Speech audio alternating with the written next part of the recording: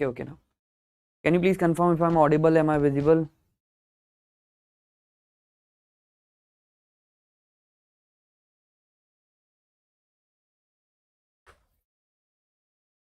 Chalo.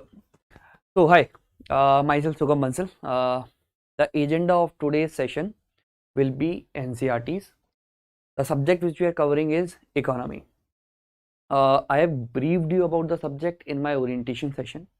Nevertheless, if you have not attended the same, you can start with this class, and in your free time you can attend the orientation as well.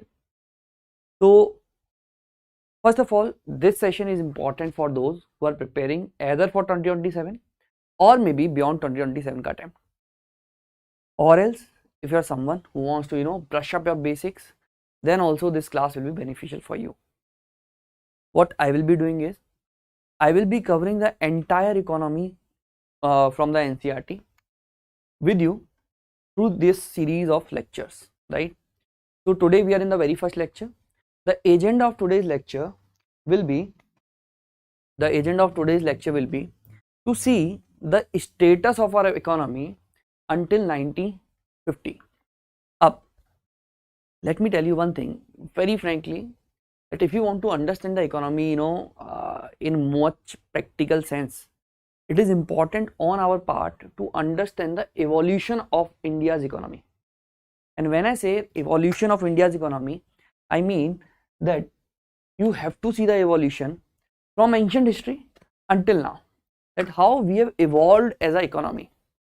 Now in this entire evolution, the most important part, or not part, I will say the most important disruption was played by the Britishers, right? So agenda of today's class will be to give you the overview that how Britishers have tried to reshape, remold and disintegrate India's economy up.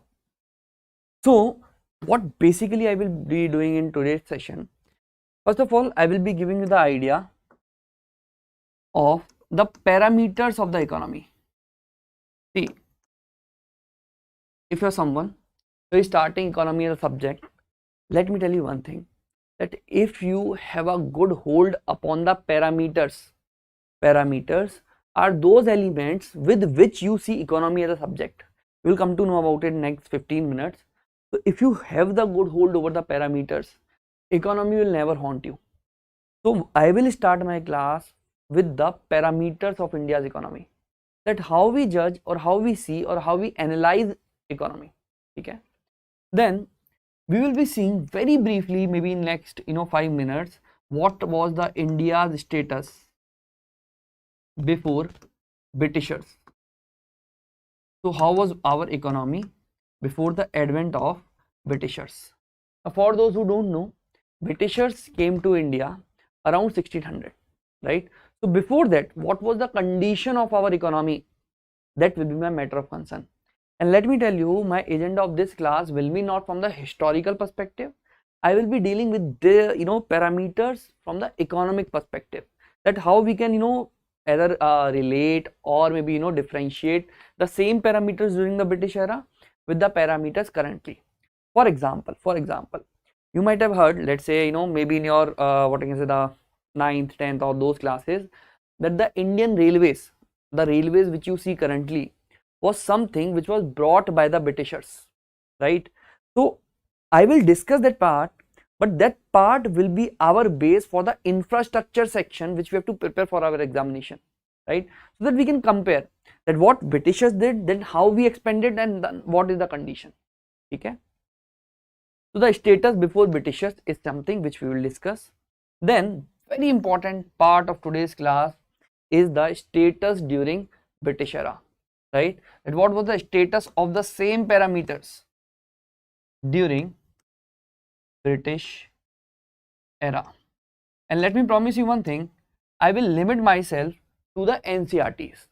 Whatever have been precisely discussed in the NCERTs is something which I will be dealing with you. Okay, so I will not extend the classes beyond NCERTs. I will limit them within the NCERTs. Now before I move ahead, let me tell you one thing. With these classes, the notes of these classes is something which you should go along with. These notes are compiled by me only. so that after the class, first of all, you can revise it better. Secondly, you can consolidate it better. See, when you will be going through the NCERTs may not make that sense in the first reading, okay? Because of the complex arrangement given in the NCERT, and this is something which I explained in my orientation session. So what I will do in the logical manner, whatever is given in the NCERT, I will arrange them in the different headers. And this is something which you can download from our Telegram channel. The link will be in the description and in the pinned section as well. Okay, you have to join the Telegram channel. From there, lecture wise, you can download the notes, and these notes will ensure that you have a very strong hold over the subject and NCERTs in particular. Let's get back to the subject. Up, the first matter of concern for me in the lecture will be the parameters of economy, and I want all of you to give your 100 or maybe more the percentage of attention on this section, because this section is something which will help you to write the answers also. And I have seen the students, they are done with the basics, they are done with everything of the economy, but when you ask them to write good answers, they fail. The ideology is very simple. They are following the same orthodox pattern of the subject. Stories are there, but when it comes to the application part, it's absolutely zero. And that is where beta they struggle in prelims, and more than prelims, they struggle in mains. As understanding my point of view, because they are not exam oriented.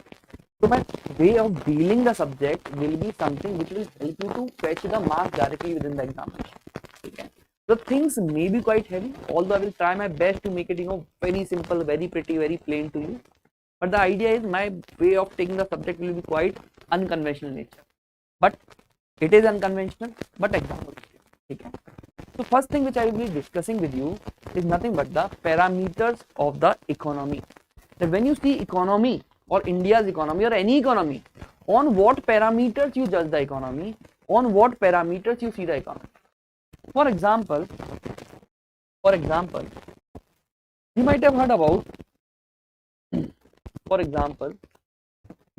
about one very important, one very decent parameter known as unemployment or the employment rate within the country. So like that only, what are the different parameters so that we can compare India's economy within the time frame? Let me tell you what we are going to do. For example, from ancient history until British era, from British era to post-independence, from post-independence to contemporary era. Or let me write it again.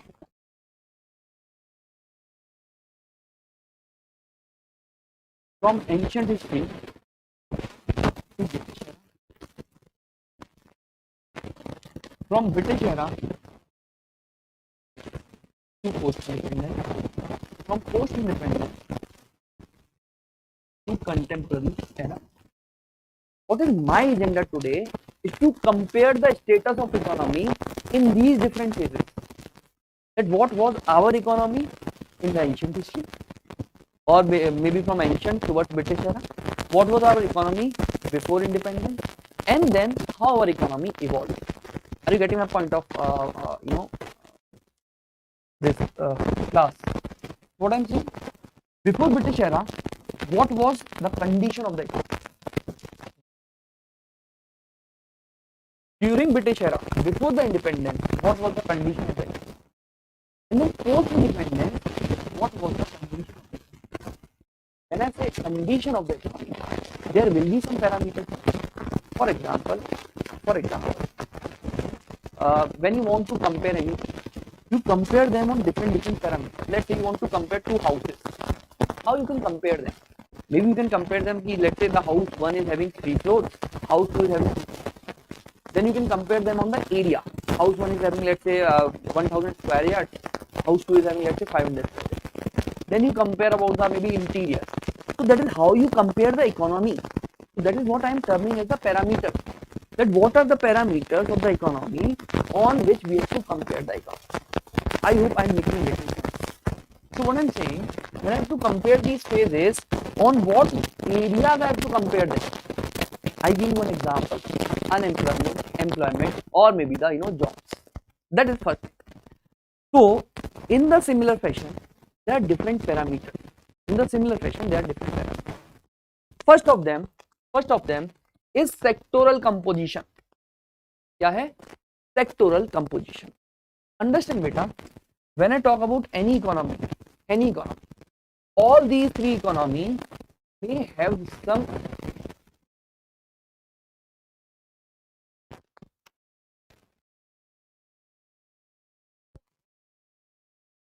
आवाज आ रही है? आप ऊपर से पूछिए, ऊपर से बोलिए, वॉइस का इशू आ रहा है.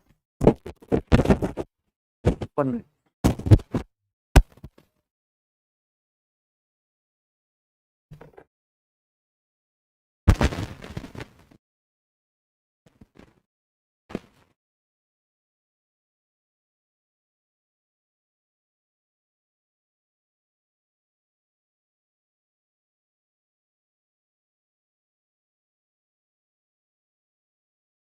Just allow me a minute. Don't worry.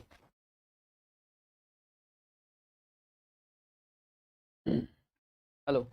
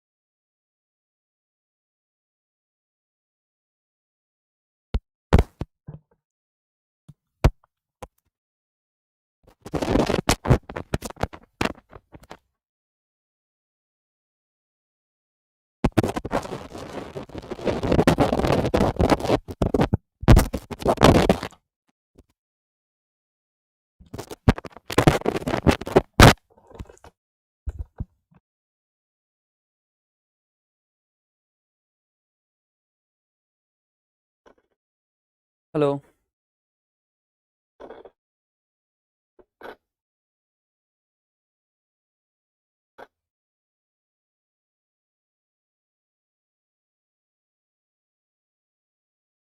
Okay. Now the things are pretty fine. Even if now the issue persists, just do let me know in the comment section. So what I was saying, the agent of the class is to compare the economy before Britishers, during the phase of Britishers, and post Britishers, so that we can see the things right now how they are working. So then I said that when I compare the things, I need some parameters. So let's define those parameters first before we move ahead. One of the important parameter is sectoral composition. What I'm saying, in these economy or in these various phases of economy, people will be employed either in the agriculture sector, or in the manufacturing sector, or in the services sector. See, a farmer generally comes in the agriculture sector, the primary sector. Farmer comes in the primary sector.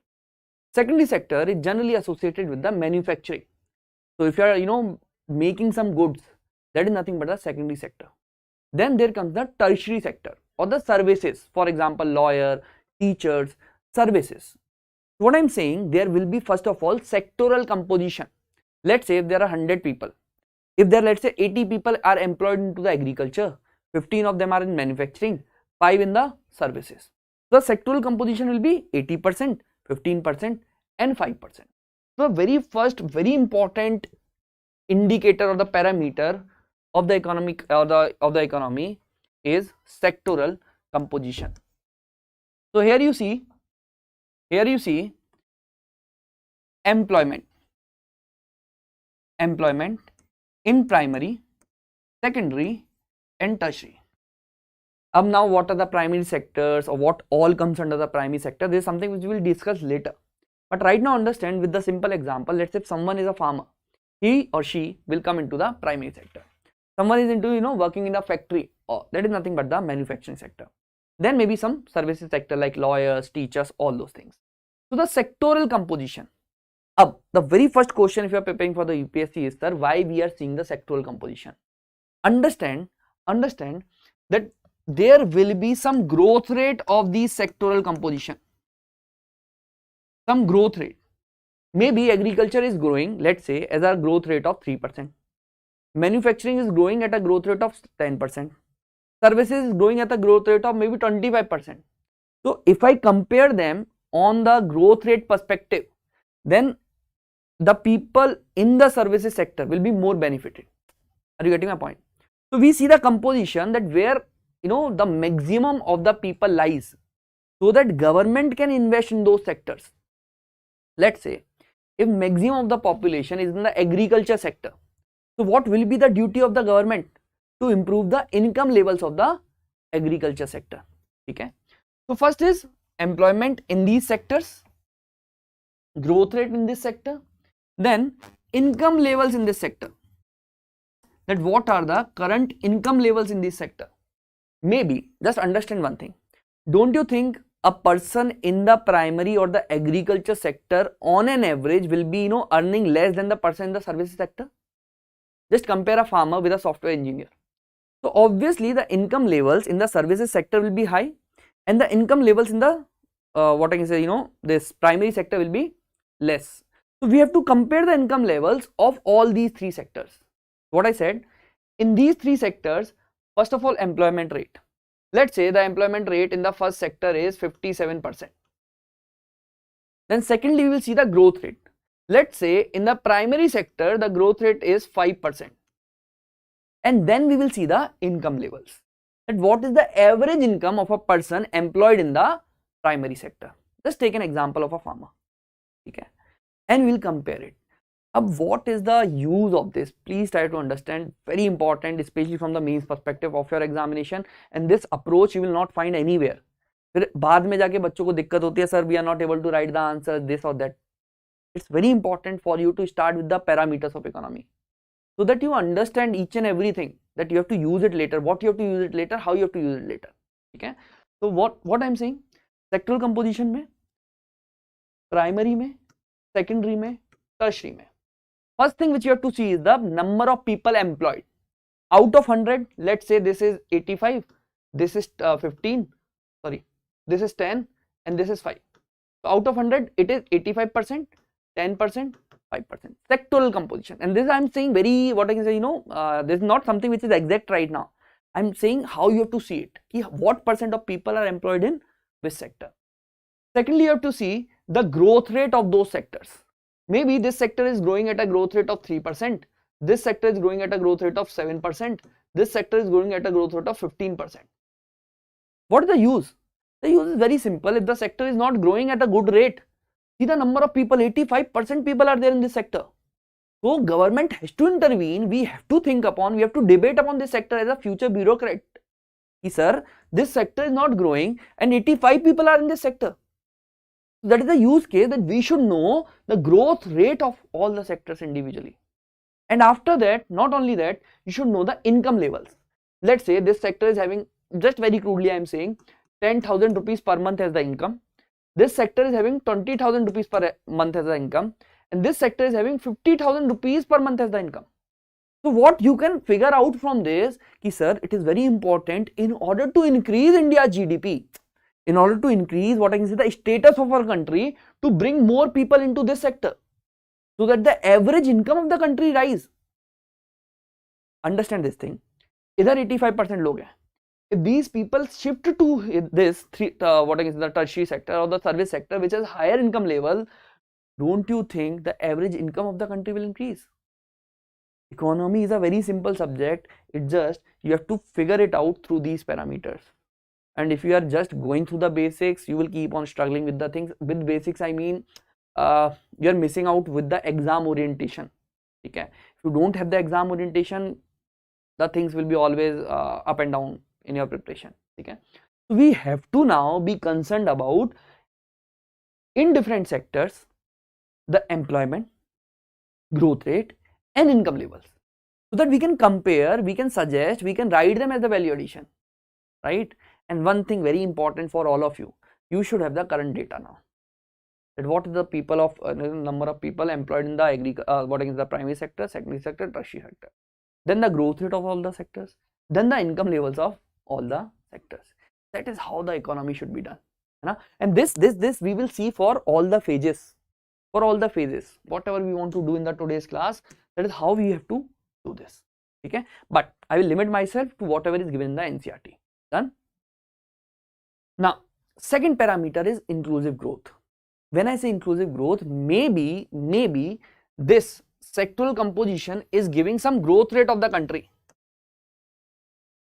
For example, let's say right now combinedly, let's say the country earned, people earned, then the country earned, you add it up, the country earned, let's say 1 lakh rupees, entire country, let's say, hypothetical example. Next year the entire country earned, let's say 1,05,000 rupees. So what is the growth rate? What is the growth rate of the country? The growth rate of whatever country earned from 1 lakh to 1,05,000, the growth rate of the whatever country earned is nothing but 5%, is 5%. But with this growth rate, can you say that all of the people, let's say in this 1 lakh there were 200 people who contributed, can you say all 200 of them had a growth rate of 5%? No. Understand this point. Maybe only the top people earned more and the bottom wala people, they end up earning less. For example, let's say this 1 lakh is nothing but the top wala people was earning 50,000, then second one was having 30,000, then maybe rest are having 400, 300, 500, all those things. Okay? Less than 1,000. All of them are less than 1,000. So what I'm saying, this remained stagnant, this remained as it is. This remained as it is. Let's assume only this increased from 50 to 55k. Then also I can achieve 1,05,000 now. This is same for all the people. This is same for 30,000 wala person. This increased to 55. So what I am trying to make a point is, even if the country is growing at a good growth rate, that doesn't always mean that all the people involved grown up or maybe had a same growth rate. Are you getting my point? That doesn't mean all of them have the growth rate of 5%. Okay. So we focus on the other important parameters like inclusive growth. Now what we see here in the inclusive growth, the very first important component of the inclusive growth is the unemployment levels.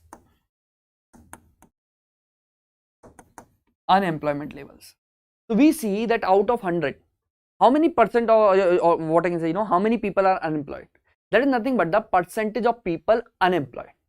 If the unemployment is increasing in the country, that means we are sacrificing the inclusive growth. So there are different parameters of the inclusive growth, out of which unemployment levels is nothing but one of the important parameter, and that is what you will see in the news channels also. Apart from this, you might have heard about very important parameter is skilled workforce. So the more the number of people having good skills within the country, more becomes their possibility to get employed, and hence we will be able to achieve the inclusive growth. That is, all will grow. Unskilled people do not grow at the same rate of the skilled people. That is the harsh reality we face, right? So if the skill rate is there in the country, it is good in the country, that means we can move towards the inclusive growth. And mind you, please keep them writing. Kahin likh lijiye. This will not be in the handout. There is something which I am keeping for the base, right? So please write them somewhere so that whenever you read for the economy, prepare for the economy, you have these parameters on head in mind. Okay? So skilled workforce. Iske baad next thing is inequality.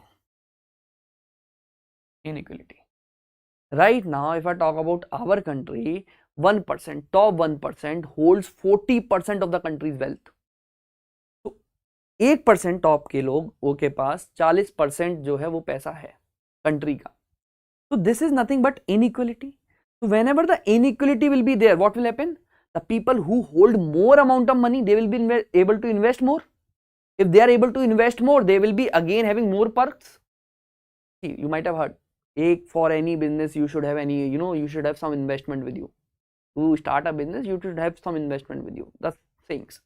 What I'm saying, if someone has money, he can invest more. If he can invest more, he can earn more. So inequality will keep on increasing. So we should know about what we are doing to the inequality rates if we want to understand the economy better. Apart from this, sectoral composition and inclusive growth, we have some basic fundamental parameters of the economy, and that is nothing but the inflation rates. Inflation is nothing but rise in the price levels. Understand this.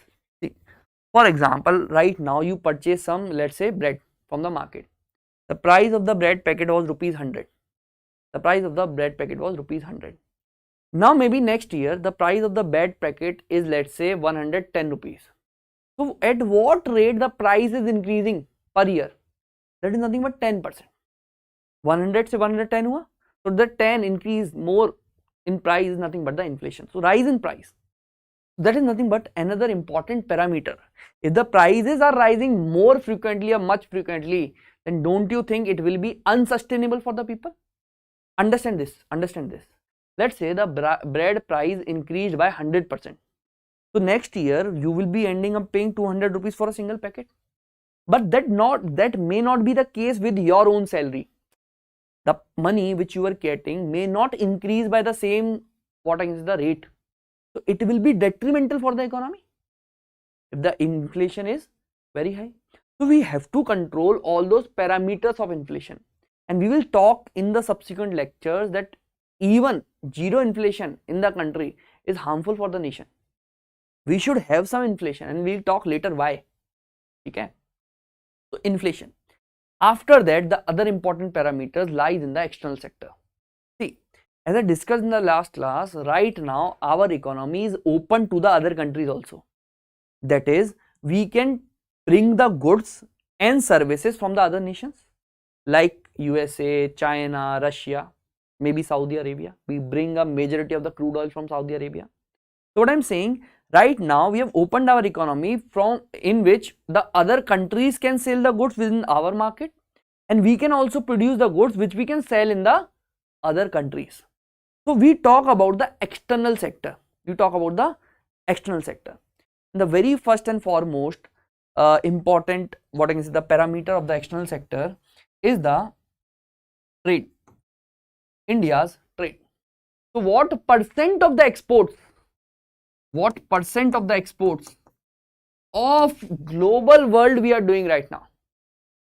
For example, let's say out of 100%, what is the value of India's export?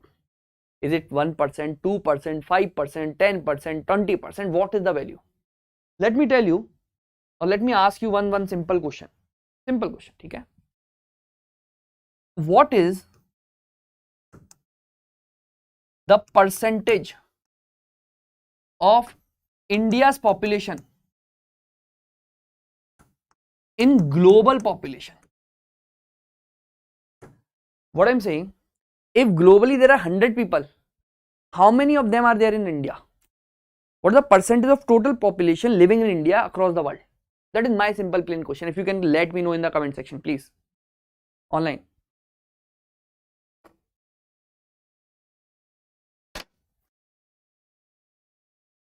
What is the percentage of India's population out of total global population? You will be amazed to know right now 18%. Some estimates will show you 16%, some estimates will show you 16, and some will 16, 17, 18. 18% of world population is in India. That means if there are 100 people in the world, 18 of them are living in India. Now just take a pause and think.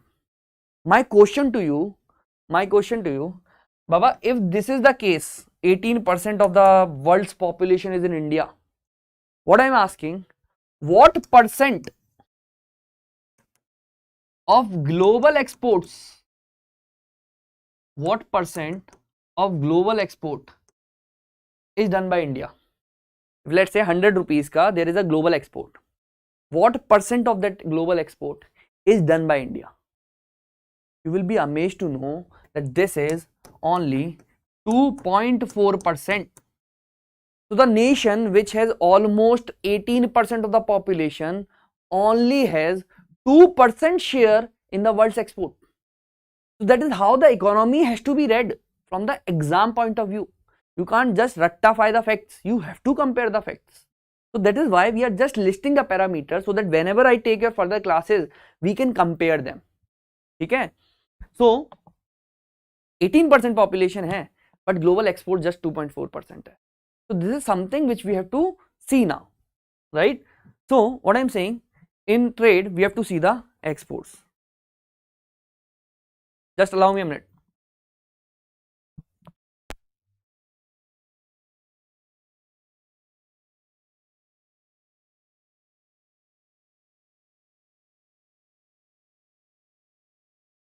Okay, some battery issue, fine now. So trade mein exports. Now in exports also we have two parameters. See, understand, when you're exporting something, maybe you're exporting this marker, or maybe right now my classes, maybe I think for UPSC none other country ka people will see my classes, but there are some courses, like say, let's say for example, there is some teacher who is teaching for, let's say, some coding courses, coding software courses, right? Maybe there are some buyers in the other countries. So that is nothing but services which we are giving to the other nations ka people. Are you getting my point? UPSC ka why some other country ka person will purchase? That is not the logic, right? So what I'm saying, when I talk about the trade, exports we do for the goods and exports we do for the services also, beta. Okay. So what is the share of our nation right now in goods and services? That is something which we have to be concerned of. Okay. Apart from that, what else? Just try to think. We are talking about purchase and selling. We should be talking about our pocket also. Right now you made a mind that I have to purchase a home or maybe a car. You have to see your pocket also, na? So we are talking about goods and services ka sale and purchase. The next important parameter is India's foreign exchange reserves. India's foreign exchange reserves. And what is the value of the reserves currently? If someone knows, please do let me know in the comment section. Please do let me know in the comment section. So what is the value of the foreign exchange reserves we have? So that we see, if you want to purchase something right now from USA, you can't pay them obviously in India's rupees in normal circumstances. You can't pay them ki please take India's rupees and send us something. You're getting my point. You have to pay them in dollars. So we should have the reserves of dollars. And how much we are having it? Can it sustain 1 month ka import, 2 month ka import, 3 month ka import, 5 months ka import? What is the current status of that reserves? If it is declining, what we have to do? If it is increasing, what are the reasons and how we can improve it further? What are the pros, what are the cons of those reserves? This we will talk in the subsequent lectures. But one thing is certain, that you should have this as the important parameter when you are preparing economy as a subject. Maybe I may not make much sense to you right now, but let me promise you, if you are doing the economy with this approach, no one can hold your hand. No one can hold your hand. If you don't know about me, I am someone who have been guiding the advanced people or advanced aspirants, right?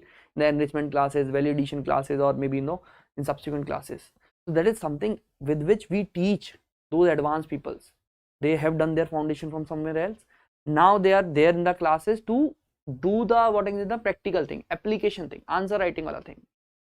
That is the approach which I make them follow. Many rank holders are there. You can see them on the YouTube in the playlist of Sunya. So Indian foreign exchange reserves is one of the important parameters. Apart from that, you might have heard about this exchange rates. There is a term exchange rates. Let's say, what is the current value of rupee when compared to dollar? You might have heard, or if you know right now, you can let me know in the comment section ki around what is the value of India's rupees as compared to dollar. If I want to have $1 with me, how many India's rupees I have to give, or Indian rupees have to give? That is nothing but exchange rates. Now this is very important. Understand this now. If you don't know the exchange rate, let's say if the exchange rates are what I can say, increasing, or what I can say, let's say the dollar right now currently, those who don't know, it's around 95. If it goes towards sorry 100, so what you have to do, exports and imports, you have to pay in the India what I can say, the dollars, and you have to pay more India's rupees, right, for importing something. If you want to have something, if I want to bring this marker from some other country to me, let's say this marker cost remains the same, $2 only. If the this what I can say, the exchange rates of India's 95 to 100 हो जाता है. Earlier you were paying 95 into 2, that is nothing but 190 rupees. But now you will be paying 200 rupees. You have to pay more. Why? Because the exchange rates are deteriorating. Now, is the deterioration of the exchange rate good or bad? Maybe many of you who start the preparation think that if, let me tell you very frankly on the board, you may have the mindset that if the exchange rate is declining from or deteriorating from rupees 80 to rupees 95, you may think this is bad. You may think this is bad. And these are the debates on maybe many of the what I can say, this some YouTube channels, some news channels, etc. But from the economy point of view, and I am making a very bold, very big statement, this is something which is not always bad. This is something which is not always bad. And the reason is very simple, which we will see later, that your exports become competitive. You see, when you're bringing something, it becomes costly, but you're getting a better price when you're sending something. Someone is purchasing the same thing in $2, you end up getting 200 rupees effectively instead of 190. So what will be your aim? You will be producing more. You will be selling it at a cheaper price, so that the idea is there will be more demand, you will be producing more. So we will see this entire concept, that this is something which is not always bad. And let me tell you one economy, China. The entire tussle right now between Donald Trump and China is because of the simple fact that China allows its currency to deteriorate, गिरने देता है, so that it becomes a pain point for the US economy. And this is exactly I will tell you in my subsequent lectures how कैसे will start enjoying the economy as a subject. Let me promise you. Okay. So nevertheless, let's not make the thing this complex. Just keep in mind. Next is exchange rates. That is it. Then after this, we have very important parameter in this. That is nothing but external debt. External debt. That what is the current debt India as a nation? It may be by the government, it may be by the PSUs, it may be by the private what I can say, the companies. If someone wants to take the loan from the other nations, maybe organizations, maybe banks, who all can take? Government can take, India's government can take. Then maybe some PS or this what I can say, public sector undertakings, company or owned by government. Then private companies like Sunya, we can take the loans from the other countries. We will talk about the external debt, and what is the percentage of external debt within the country, how it is evolving, how it impacts the India's economy. Parameter है, आप बस इतना ध्यान रखिए. This is also one of the important parameter, external debt. Then we have investment and productivity. Understand, if I talk about country, the savings rate and investment rate of a country matters a lot. See, let's say I am earning rupees 100. Let's say I am earning rupees 100. पहले तो ये बताओ समझ में आ रहा है सबको? Are you all with me? तो थोड़ा तुम लोग यार आलसी लोग हो. Please do comment and do let me know if you are with me or not.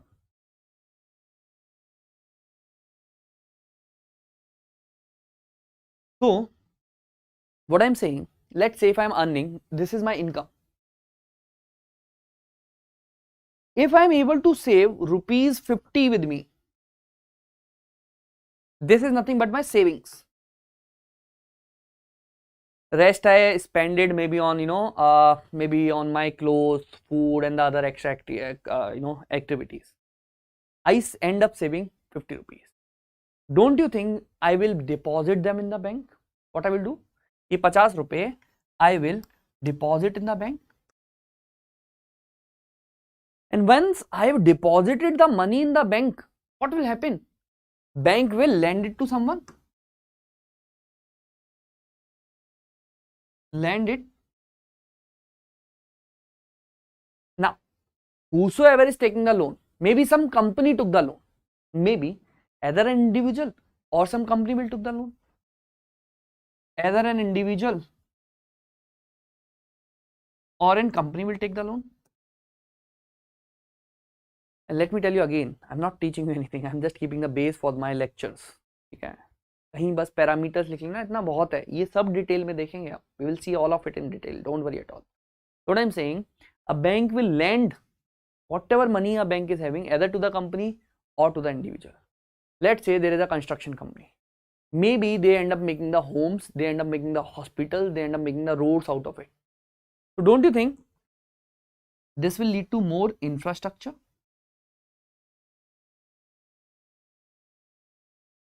This will lead to more infrastructure.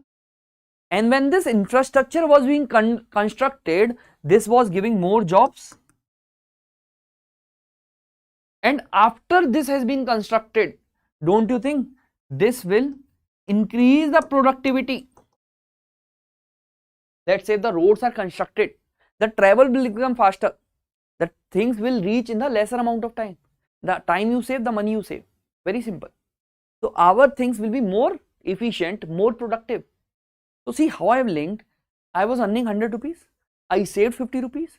I gave it to the bank. Bank lended it either to company or to individual. What this individual will do, what you do with the loans, either you purchase a car, you purchase a home, or you do anything else. What you are doing, you are generating a demand in the economy. And this demand in the economy will lead to, अरे आप क्या कहेंगे, आपको bike चाहिए, right? If you want to get a home, you want more material to construct your home. You will end up giving the jobs, right? That is what I am saying. You end up bringing the demand in the economy. The economy में demand है, the economy में the production will be high. You need bicycles or you need, let's say, bikes, there will be more production. You need something else to consume, ACs or maybe anything else, there will be more production. Are you getting my point? Up, let me tell you the another scenario. Let's say these savings decline to 10. My savings are declining. Don't you think I will give less money to the bank? Bank will have lesser funds to lend. And I will teach you one more thing. The banks have lesser funds to lend. The interest rates automatically gets up. So there will be more demand but less money. There is more demand, less money. People will be eager to pay more interest rates. आप में देखेंगे, don't worry. I'm just linking everything. So banks will have less money. So bank will lend less. And if bank will lend less, there will be lesser infrastructure generation in the country. There will be lesser demand in the country. And hence there will be poor production in the country. And then this will be linked to GDP of the country. Beta, what I conveyed very simply is that savings rate and investment rate is very important parameter of the economy. Second is logistic efficiency. Logistic efficiency. You might have heard about various government schemes. They are busy in constructing the roads, or maybe expanding the railways, or maybe expanding the airways, or maybe constructing new waterways, or maybe other lanes of communication. Why the government is doing so? Chodo. Why the Britishers made railways in India? Just to increase the efficiency of whatever they are bringing to the country, and the prices of those products. They can reach faster to the various location within the country. What I'm trying to make a point is, this is a very, very, very, very important parameter on which we are focusing right now. It in Atmanirbhar Bharat, which you might have heard in newspapers, maybe somewhere, or maybe in some news channels. What we are focusing upon? We are focusing upon the self-reliance, and in that there is a very important thing. We're talking about the logistic efficiency. Logistic is something which is helping the goods to travel. So if we are making that efficient, if we are making them to move faster, let's say if I dispatch some goods, it is reaching you, let's say, in 20 days. But if I reduce the time 2 days to 3 days or 4 days or 5 days, then the logistic efficiency improves. And when it improves, automatically my cost comes down. Simple concept of economy we will see in the infrastructure. Okay? Logistic efficiency. That is generally how we see India's economy. Although not complete, but these are some of the very important parameters on which we have to judge our economy. Okay? This logistic efficiency we'll see in the infrastructure also. Infrastructure. Okay. Then we have other parameters like energy basket, that for example right now what percent of energy we are producing from the thermal power plants, hydropower plants, renewable energy, nuclear energy, and so on. Okay. So what you will do, you will write it somewhere. I hope you people are writing together with me so that we can compare the things, and I will give you one homework also in the end. Okay, please write somewhere. I mean, what you can do, maybe after the class take a screenshot and then you may write. Since this is a live class, I will move forward. So what we'll do, we'll first see India's economy before 1600, right? That what was the condition of our India's economy before 1600. Beta, in simple words, if I want to say the condition of India's economy before Britishers came, we were known as golden bird. That is सोने की चिड़िया. We were known as golden bird. That is सोने की चिड़िया. That means first of all, we were having the independent economy. And when I say independent economy, sir and ma'am, I mean we were not dependent on any other country. We were not dependent on the produce of any other country. We never wanted the clothes from them. We never wanted the food items from them. We never wanted any machines from them. We were self-sufficient, independent, and we were self-sufficient.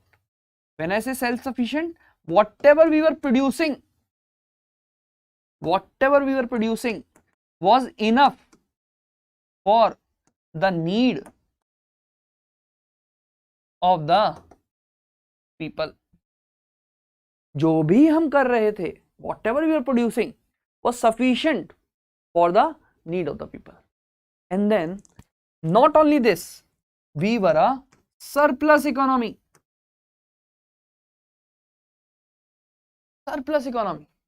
Whatever we were producing within the country, we are exporting that outside as well. This is a very important thing. This is something which Lord this Britishers, is something which made them stay in the India.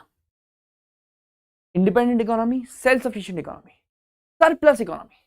Whatever food grains we were producing, we were exporting them, some part of it. Whatever handicrafts we were making, we were exporting some part of it. And let me tell you, it is not the case that the Britishers came to India, then we started the trade. We were good at trade. In history, you will learn about various types of seals from the ancient India, found in the other civilizations. So those seals were nothing, right? Whatever you use as money right now, seals were used as money in that time. Ancient history की बात कर रहा हूँ मैं. So trade was something which was there within the country from the ancient history. So we were surplus economy and we were exporting a major part of it to the other nations. And let me tell you, whenever you export something, you will get something in return. If you are exporting some goods, you will get some goods in return. See, understand. Earlier, Baba, money system was not that prevalent. Na? Majorly, kings, the queens and the kingdoms of India, they have their own coins. But whenever the trade was there with the foreign countries, either the seals were used or the metals were used is the barter. So what was happening? India was giving the surplus to the other countries. I have mentioned muslin cloth in your document, which I have dropped. So India was exporting those materials in the other countries, and India was getting in return what? Precious metals, golds, silver, copper, precious metals, diamonds. And that is how you will see in various Indian movies, खजाने दिखाते हो. So whatever were precious in the other countries were flowing into India. That was the status of India. That is why you can see we were known as सोने की चिड़िया, golden bird. You're getting my point? Up. Not only this, if you can see the parameters, see, I told you, na, we have to focus upon these parameters also. That what was the status of the economy? What was the sectoral composition of the economy? Were we agrarian? Were we, what I can say, people having manufacturing sector or services? Small basics, or maybe small, what I can say, the gist of history will tell you that India was a agrarian economy, sir and ma'am.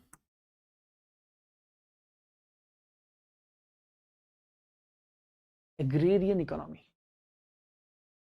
So whatever economy we were having within the nation, was heavily dependent on the agriculture. So the surplus we were having was our agriculture related. But not only this, not only agriculture, we were having a very good handicrafts industry.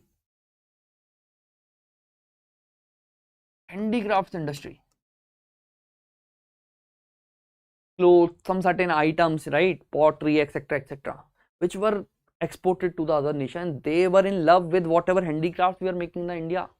And that is what you will see in the art and culture. That is what exactly which you will see in the art and culture.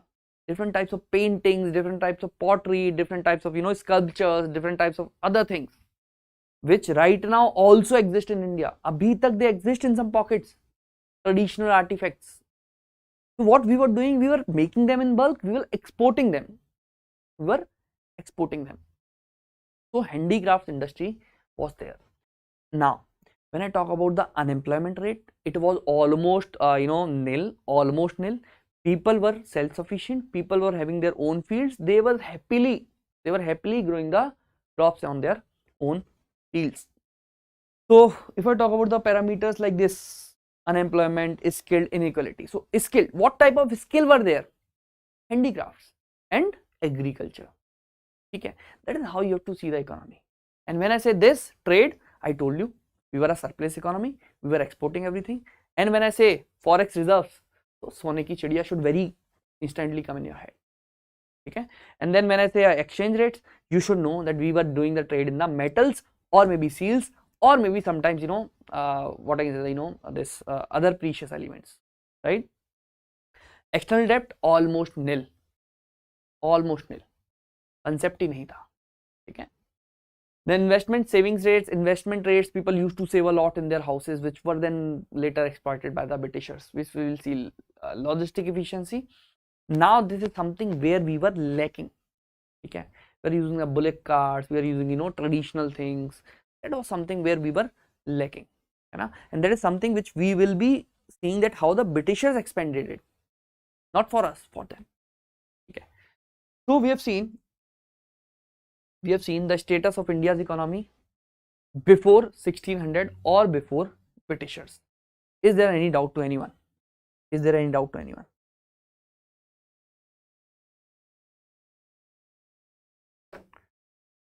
Okay.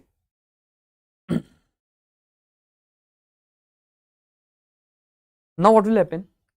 Britishers will come. Britishers will come. 1600. There will be two phases which you will see in the history. History के classes में you will be saying, or if you have done with the history classes, there were two phases: crown rule, then company rule. Company rule was until 1858. Then we have the crown rule when the king or the queen took over the India. Okay. So first there was the company rule, then there was the crown rule. I am combining all of them because I consider both of them the equally exploitative. Okay. None of them spared India from the exploitation. And when I say exploitation, just understand one thing. We will see, bacha, we will see in history wala part one important term which is industrial revolution.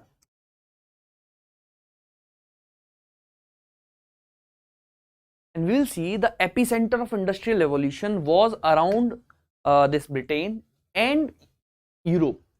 Okay. What happened? For example, let's say if something I am constructing or if something I am manufacturing right now, let's say this marker. Earlier, I used one word, handicraft. That is, I have to craft it by my hand, handicraft. Let's say sword, talwar. मुझे तलवार बनानी है. If I have to make the sword or if I have to what is the mold the sword, I have to do it by hand. Ab whenever the things are in this phase, handicraft wala phase, what will the characteristics? First thing is time consuming. You will need more time to make it. Secondly, if someone is investing more time, don't you think the cost will increase? It's all about the man hours. This is what we'll see in the labor productivity. If the man hours increase, the cost will increase. What is happening? There are more man hours, hence the cost will increase. Cost will increase. Ab there came the industrial revolution. 17th century, 16th century, 17th century, 18th century, it peaked. What happened? Whatsoever things were being manufactured by hand were started being manufactured through the machines. That is nothing but industrial revolution. Okay. So what happened? Everything here was manufactured by the use of machines. Now what will happen? Time will decrease. If the time is decreasing, cost will decrease. And generally, for certain items, not for all the items, for certain items, quality will increase. You have to make the clothes right now, whatever you are wearing or I am wearing, mostly all of it, mostly 90-95% of it is manufactured right now by the machines. So generally what happens, whenever that is the case, the quality also increase. Quality also increase. Now take a pause. I mentioned one thing, that Britishers or the Britain was the epicenter of this. They started making the machines, they started making the process faster, they started making the things cheaper and of good quality. So what happened? At the same time, whenever these Britishers were involved in the industrial revolution along with the other European nations, what happened? These Britishers was having the colonies. Colonialization. India was one of the colony of the Britain. India was one of the colony of the Britain. Now Baba, what happened? Understand, I've already told you, before the Britishers we were having a very good handicrafts industry. Yeah. But understand one thing, when the machines are making the things faster and cheaper, cost is decreasing, time is decreasing, quality is increasing. That means number of items produced will increase in the same time. In the same time, there will be more goods produced. So what is happening? These machines have goods which are beyond nation's consumption. See, I told you, India's economy was a surplus economy because the food, grains, and everything which we are making in India, which we are growing in India, was more beyond our consumption. So we are exporting it. What they will do now? Will export it. They will export it. And they will export it to some markets. Very important phenomenon of the economy. If you want to sell it something, you need a market. You need a market. Why India is signing the free trade deals with the other countries? Because India want to have a reach on that market, on those markets. You getting my point? That's the entire goal. You are producing something, you don't have the market, the production of whatever you have done is waste. So you need a buyer. You need a buyer. Definitely you need a buyer, right? So what happened? What happened? These what is the Britishers, they had a thought that okay, we are producing something which is beyond consumption, we have a surplus, we have to export, we have to export those to some markets. What markets? They made their colonies as markets. Their colonies as markets. In that process, India was a market to the finished British goods. And एक एक word को उतने ही ध्यान से सुनना, क्योंकि answer writing में these words you have to use. India was a market to finished British goods. And not only that, see what they did, apart from these finished British goods, what they did for these machines, since they were producing more number of items, the same India was acting as a supplier of raw material. Please allow me 5 minutes. Even if you know this, now just allow me 5 minutes. You will be in, surprised with the current condition of India. Just allow me 5 minutes. Just allow me 5 minutes. What I'm saying, what happened? India, first of all, become the market for the finished goods. But at the same time, since these machines need the raw material, you want to produce something, you need some raw material. You want to produce the cloth, you need cotton. You want to, produce anything else, you need the raw material. So these machines made the supplier of the raw material, India became. So Britain or the Britishers used India first of all as the supplier of the raw material for the same machines. Secondly, whatever goods were producing, they were in surplus, will be consumed by Indians. As a concept of economy,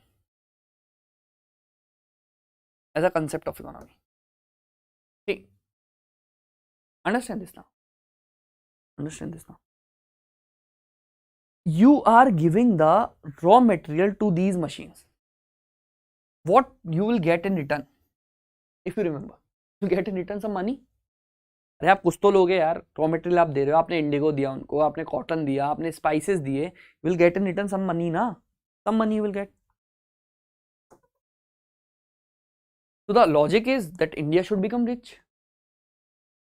The logic is they are exporting the things, and they should make India rich because they are exporting the raw material. But let me tell you, whatever money we were getting from them, they were using, or whatever money they were getting or India was getting by supplying the raw material, they were using that money in expenses.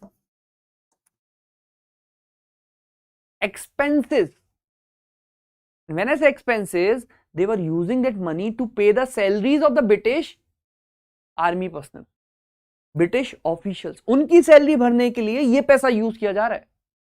तो पैसा तो आ रहा है, raw material जा रहा है, but जो पैसा आ रहा है, that money is being used to pay the salaries of those Britishers only, or else the money is being used to fight the war. Are you getting my point? So ultimately, see, again I am briefing you. Britishers made the finished goods, sold it to India. Indians will give them money. First thing, gaya paisa.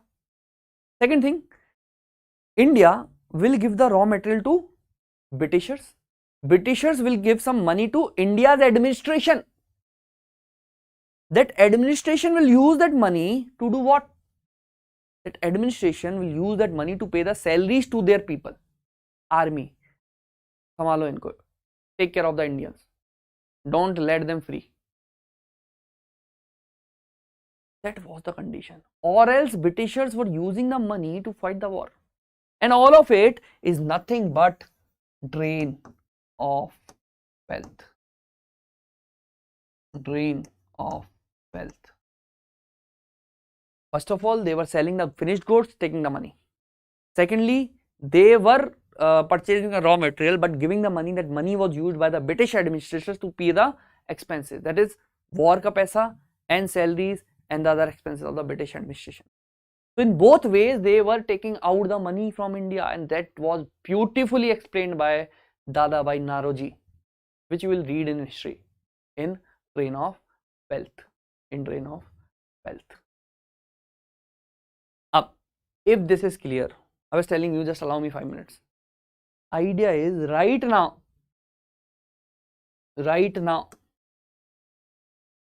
if I ask you what is the condition of India, if you remember now, few minutes ago, I told you, and see, that is how you have to link the subject. बहुत मजा आएगा तुम्हें मेरे साथ. You will enjoy the subject. What I'm saying, right now, just I told you few minutes ago that India holds only 2.4% of global export share, only 2.4%. And when I say it out of value. If 100 rupees ka there is total export or $100 ka there is total export, global export, India just owns $2.4 out of it.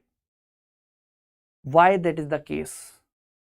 We have this much of population, a very good agrarian economy, very good land size, fantastic, what I can say, the climatic conditions, everything is good in the country, political stability is there in the country.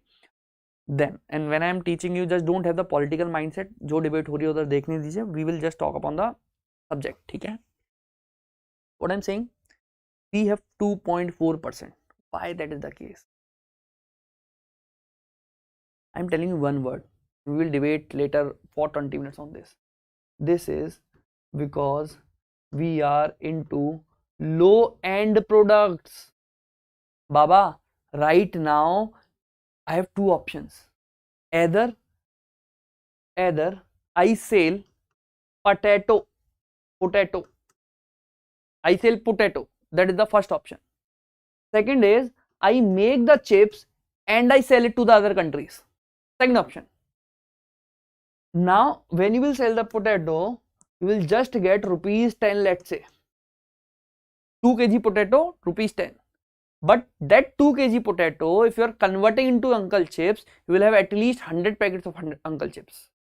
And 100 packets, or let's say 50 packets, 50 packets of uncle chips will end up giving you rupees 500. And the beauty is the backbone of India was broken such that by the Britishers, sir and ma'am, that we were never able to rise so far to that stage that we are able to sell the finished goods in the foreign countries. Right now, whatsoever you are selling is nothing but low-end products. We are selling right now also the raw material, and that is why the situation is this. There is not out of the volume which we are, sending. Whatever we are sending out of India is the low value end product. Potato दे रहे हैं, chips नहीं बना रहे. Are you getting my point? We are just sending the raw steel, or maybe the raw, what is the copper, or maybe the other metal. We are not making the big machines and then selling them in the other countries. Just because of the fact that Britishers broke the backbone of India's economy to such extent that we were never able to rise to the earlier stage until now. अरे कितने साल हुए उन्हें अभी? 70 साल, 200 साल से थे, ज़्यादा ही थे. ठीक है, 1600 until 1947, and maybe in the 18th century they started having the more domination, regulating it and all those things you will see. What I am saying, almost 2 century or 2.5 century का तो sheer dominance था, and existence was around 3.5 what I can say, 350 years. So this is something which I wanted to convey. Any doubt in this to anyone? Any doubt in this to anyone?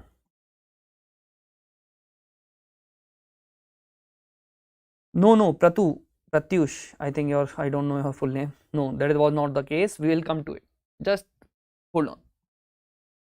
I think we are together until now, right? Up. Understand, sir. Understand one more thing. And I'm removing this. If you want to revisit this further, post lecture, just rewind the video and take the screenshot. Now, so what we have seen the economic policy of Britishers was such that India was first of all the supplier of raw material. Whatever money was coming was used to fund the expenses. The expenses I have told you, salaries, wards का जो भी उन्हें pay करना था, all those things. Done. Or else India was market of finished goods. Market of finished goods. So what will happen? This will lead to again cheaper goods, and these cheaper goods will lead to what? If you remember, I told you about the handicrafts industry. We were doing wonders in the handicrafts industry. A great good population was dependent on the handicrafts industry. But what will happen, sir and ma'am, now? What will happen? If you can sense, one of the important parameters of the economy or how we see economy, take your example right now. If I ask you, sir, there are two options in front of you, the same shirt, same quality, same material is available in two prices. First is rupees 800, second is rupees 80. 800, 80. At what price you will purchase?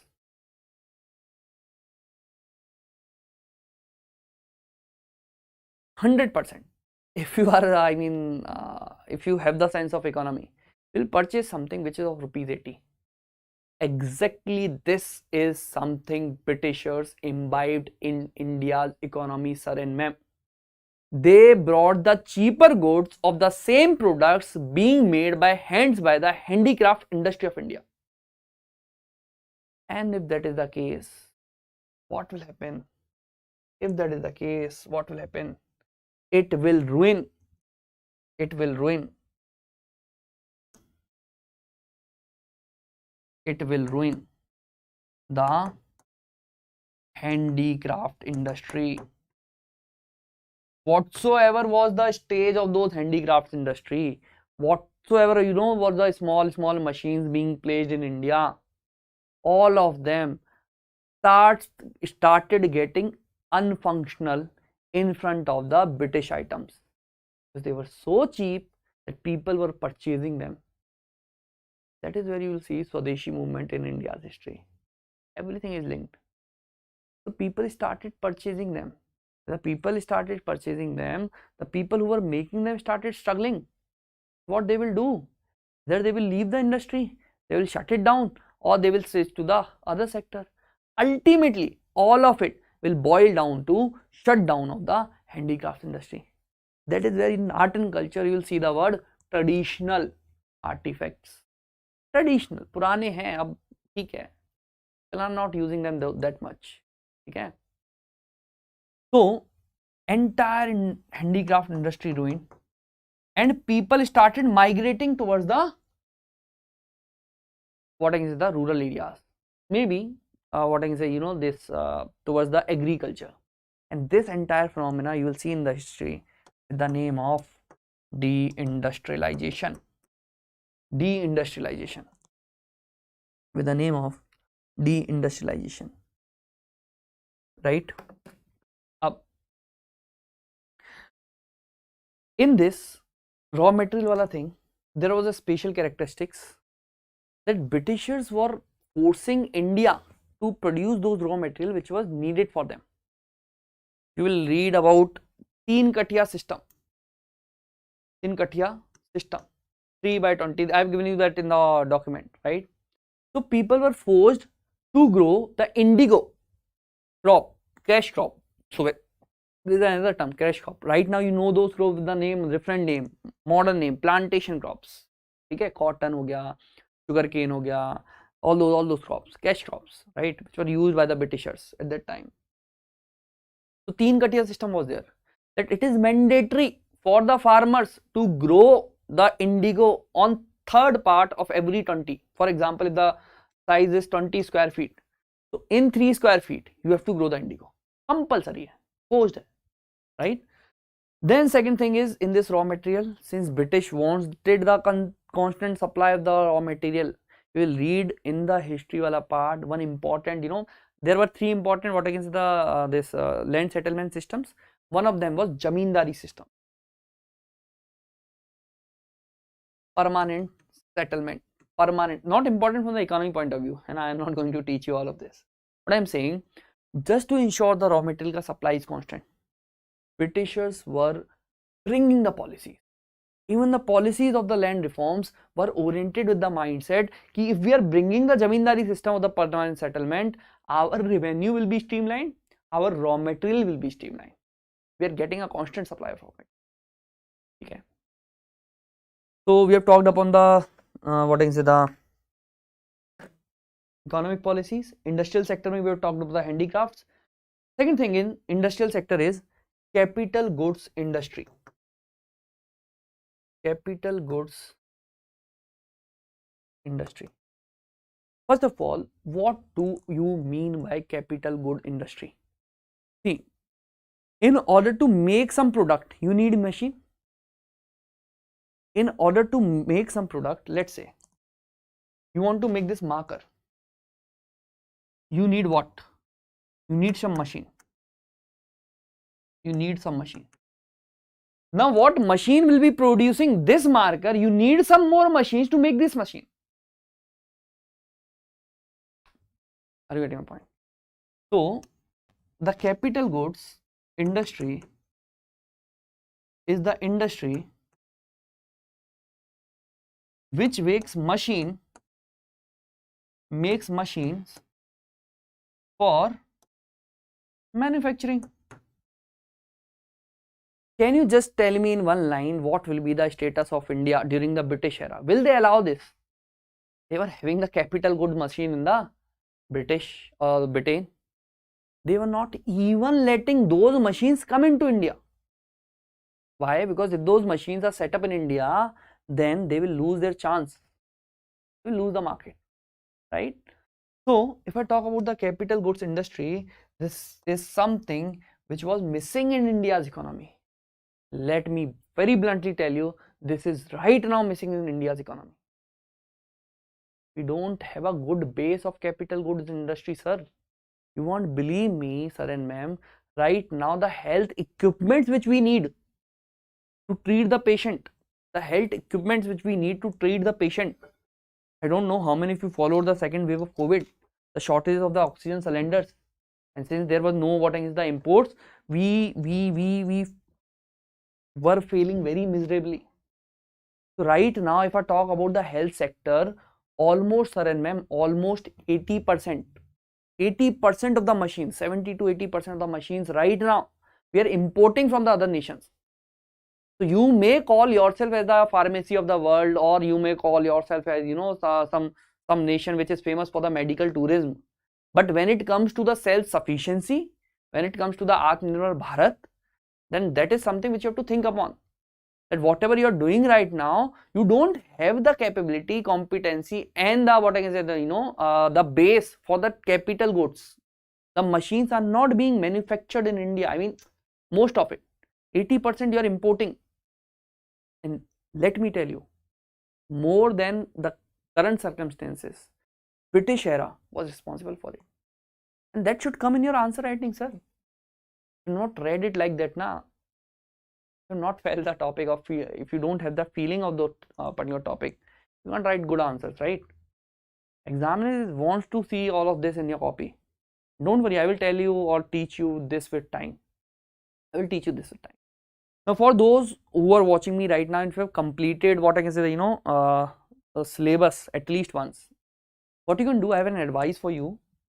There are some mark videos of mine on YouTube.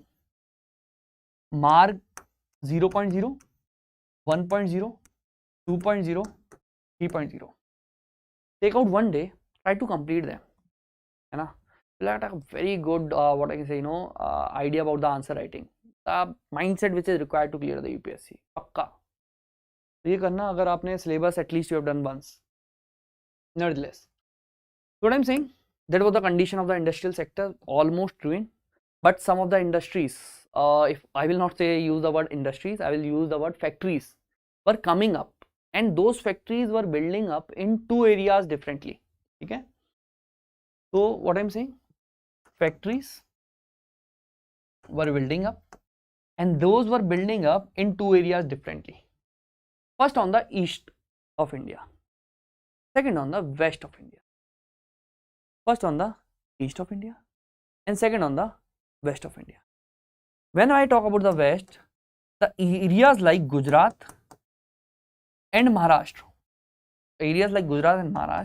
they were having a very good production of cotton because of the climatic conditions, because of the soil.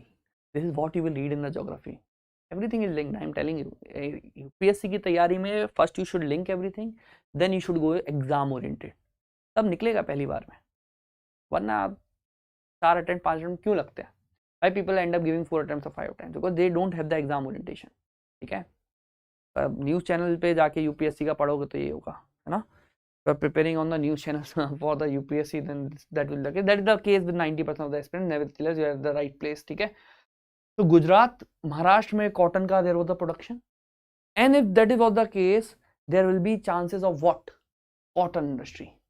Okay, so that is what you will see in the geography. You will talk about the cotton industries which were set at that time and are now become uncompetitive because they were built with the old technology, handlooms.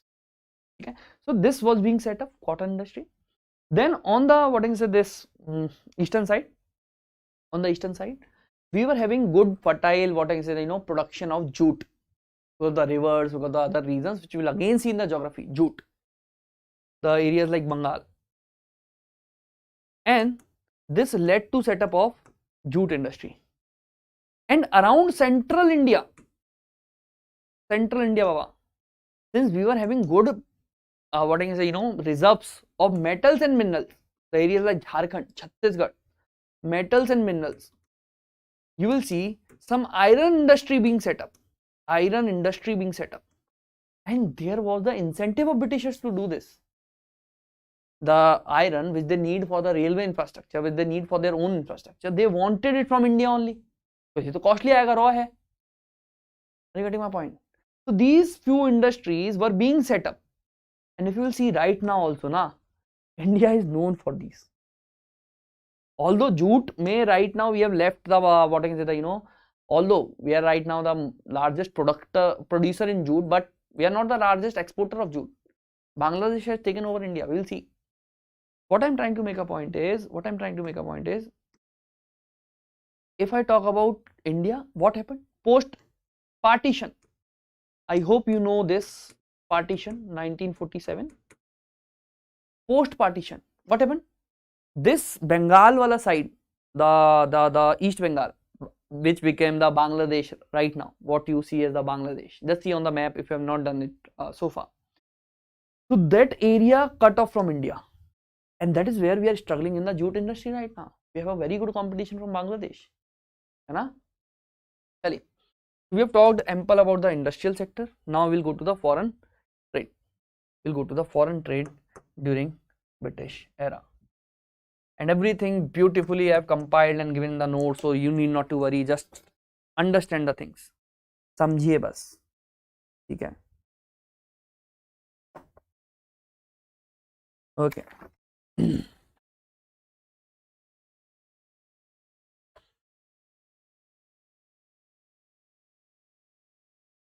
So first thing is very clear that if I talk about foreign trade, if I talk about forex reserves, what was the condition?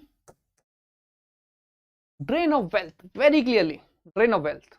We're not having any great foreign reserves. Whatsoever was there within the country was going to the Britain. Either they were selling us the material or the goods final, or else they were taking the raw material, giving the money, but using that money in expenses. तो बुरे हाल थे foreign reserve से. Export and import और trade की अगर मैं बात करूं तो we are exporting what, raw material, and we were importing the finished goods. That was the condition. If I talk about the market in the foreign trade, our market was predominantly 50%, more than 50% was Britain. Why? Because they were ruling us. So market was limited to Britain, but certain items, tea, etc., certain items were open to some countries of Sri Lanka and maybe some other nations, right? Given in our document also. Nevertheless, I am not here for the history wala part, but understand one thing, that they curtailed our relations also with other nations. They curtailed our relations, and when you don't when you don't have the sound economic relations with the other countries, they take years to grow. Okay, they curtailed the entire relation. Now, last part is infrastructure.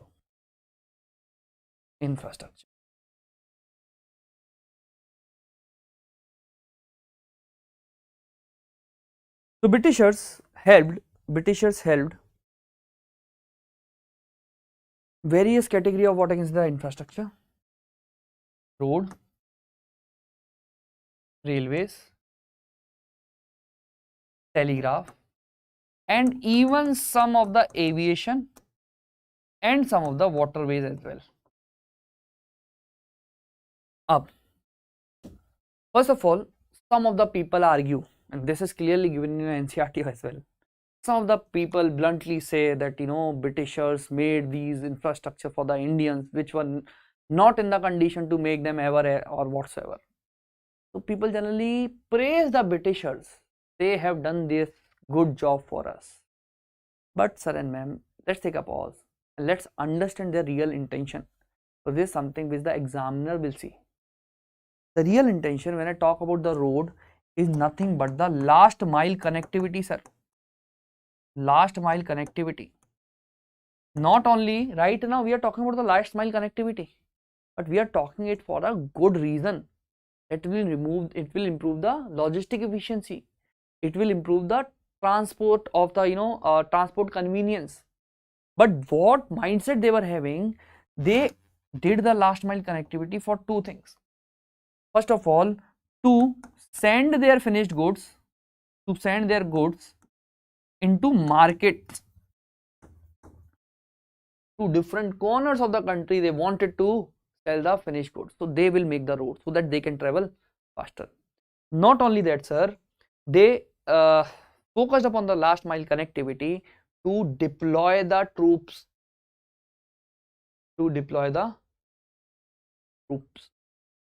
Right? Railways, again, for the logistic efficiency, to make the raw material travel from the central country towards the port. From ports, they will take it to the Britain. Let me tell you one thing. There will be a mention of Suez Canal.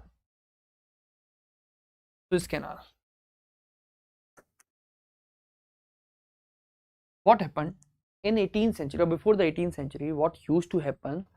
The entire trade was routed towards the Africa.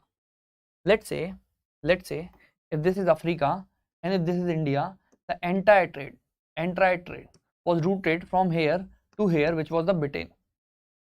But opening of this Suez Canal, just map pe dekh lena, I forgot to put the map here. This made the route very short. Instead of going this long, the goods and the raw material have to travel just this distance. This made the British goods much more cheaper. Okay, so just skipped, so I covered it also. Now, although this is in your handout, okay, I am again repeating it, Baba, please. Again I am repeating the same thing. these handouts. After the lecture, I will attach the Telegram channel, Telegram link. Please download the handout. Everything beautifully has been covered in the handout. Same thing, whatever I am teaching you in more descriptive format. But since you are part of the class, the explanation will keep the things in your brain, will make the linkages. Okay. So these were the infrastructures where Britishers make. Telegraph for what? For the easier communication, right, between their personals. Then aviation and waterways also for the same reasons. Waterways to connect the ports, make the easy, what I can know, this transport, right. So these were the contributions of the Britishers, but the real motive was never for the betterment of the country. The real motive was for the exploitation and further exploitation and market and raw material. That is it. Done. So now what happened? Post Britishers, partition happened. Partition happened at that time. There were some social indicators which we'll see in the next class. The level of poverty, the level of illiteracy, the level of what I say, the this infant mortality rate. Although I've given that in your document, but I will take it up from the next class. The social indicators were poor of the country, right? What happened just after this independence? Almost entire population was dependent on the agriculture. More than 85% of the population was dependent on the agriculture, for the simple reason that Britishers broke the backbone of the handicraft industry. Capital goods industry was not growing up. There were few sectors, but that were although built by the Britishers, I discussed, right, railway, roadways, etc., but for the Britishers themselves, majorly for the Britishers, right, although we use them productively for our independence.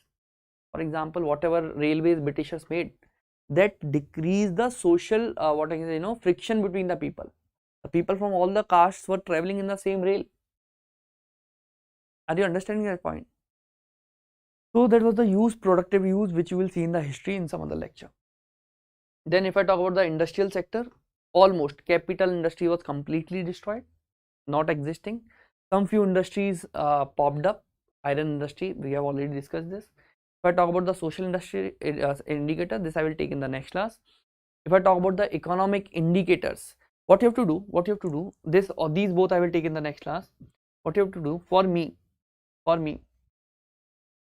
oh, okay, these parameters which we discussed, right, these parameters which we discussed, you will be ready with the current data of these parameters.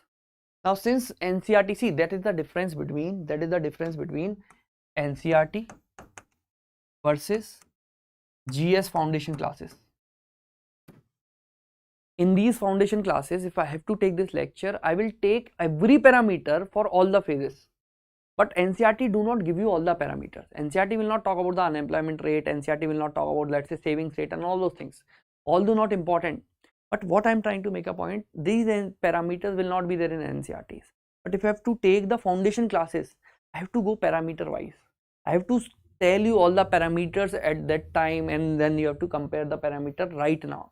So that is the basic difference. When I talk about the foundation, we have to cover the things comprehensively. Even if that is not there in the NCERT, we have to cover that in the foundation. That is the only difference. Okay? If your foundation is good, you are going to give a very great attempt. With that, I will end my lecture. Whatever is the lecture of the foundation, if you are part of Kavach, we'll see the same thing more comprehensively, more detailed, parameter wise, so that we can write the mains answers. है ना? NCERT में सारे parameters नहीं होते. As I told you in the starting, I will limit myself to the NCERT. Now, one information for all of you, important information for all of you is about the Kavach. So if you are not part of the the Kavach batch right now, so this is the batch where we'll be covering the basics, the NCERTs, foundation classes, advanced classes, enrichment classes, value addition classes, all those classes. Entire test series there. Prelims के test हैं 45, mains के हैं 35. Then you will have a personal mentor also. This is a Kavach batch where we have a very good team who will be taking up the entire batch.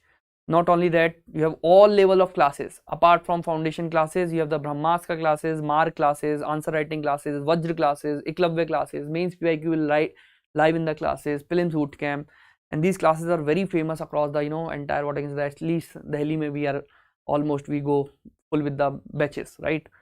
Then the entire content is part of it, so that you need not to hunt for the summaries anywhere. Okay, so this is the Kavach batch. If you find further information, want to have further information, what you can do, you can check the description of this video, or you can let us know in the comment section. We'll give you the further details. Okay, see you in the next lecture with the further what I can say, the economy post independence from the NCERT point of view. Take care.